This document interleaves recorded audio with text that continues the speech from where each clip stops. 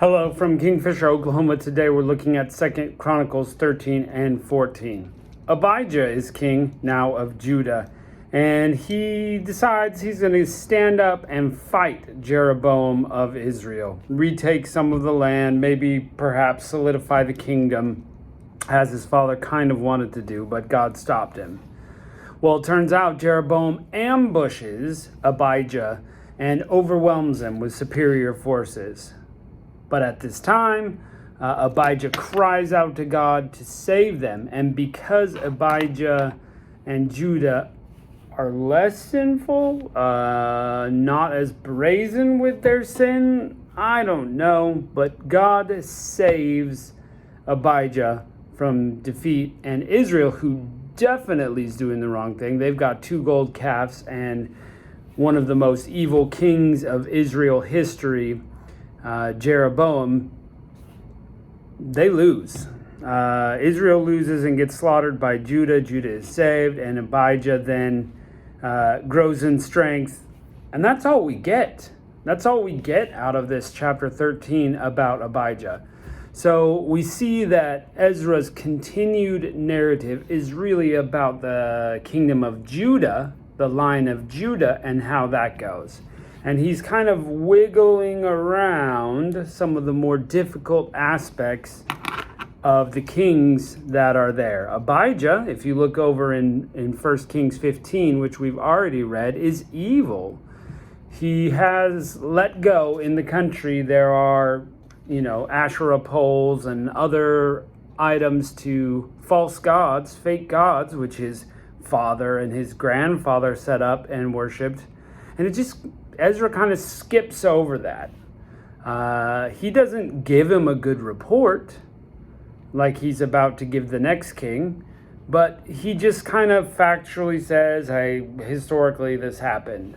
So interesting, and I think that's because the focus is not really on the individual king and his life, but the focus is on the line of Judah and how that's going to play an important role.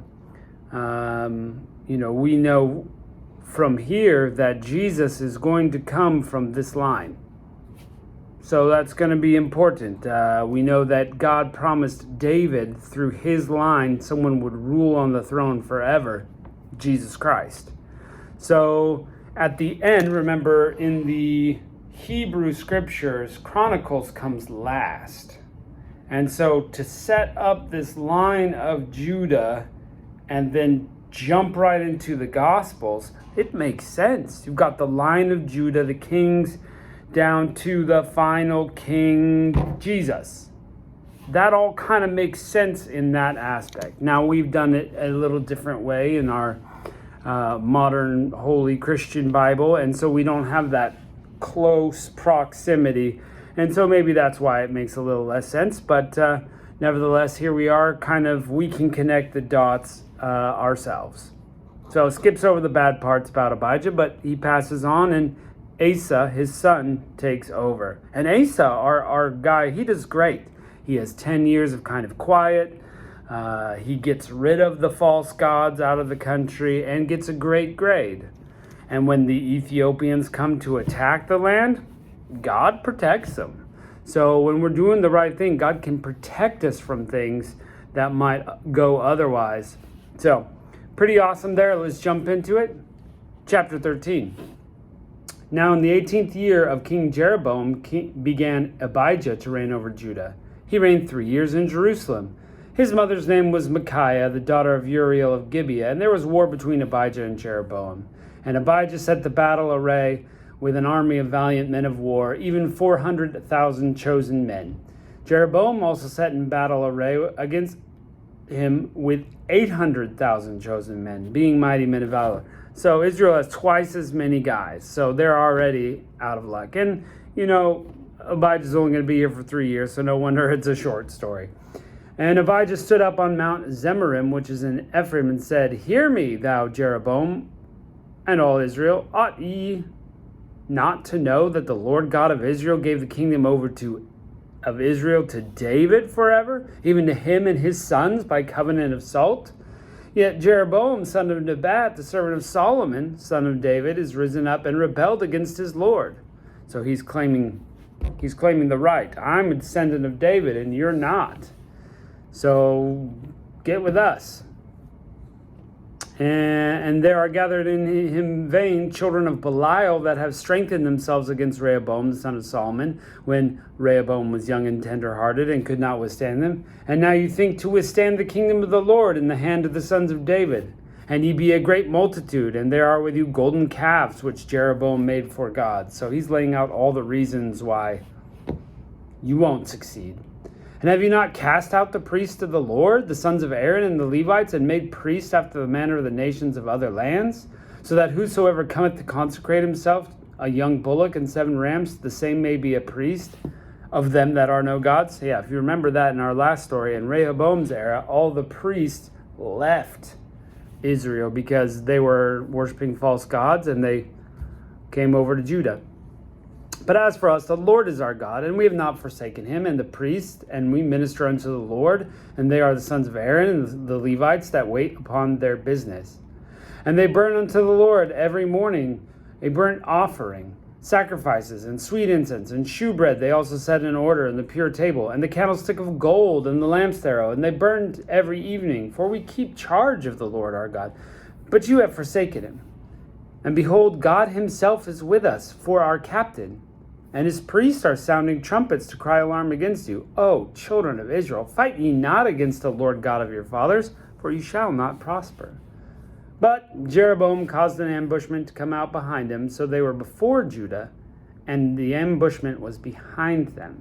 And when Judah looked back into the battle, was before and behind, and they cried out to the Lord, and the priests sounded the trumpets. The men of Judah gave a shout, and the men of Judah shouted. It came to pass that God smote Jeroboam and all Israel before Abijah and Judah.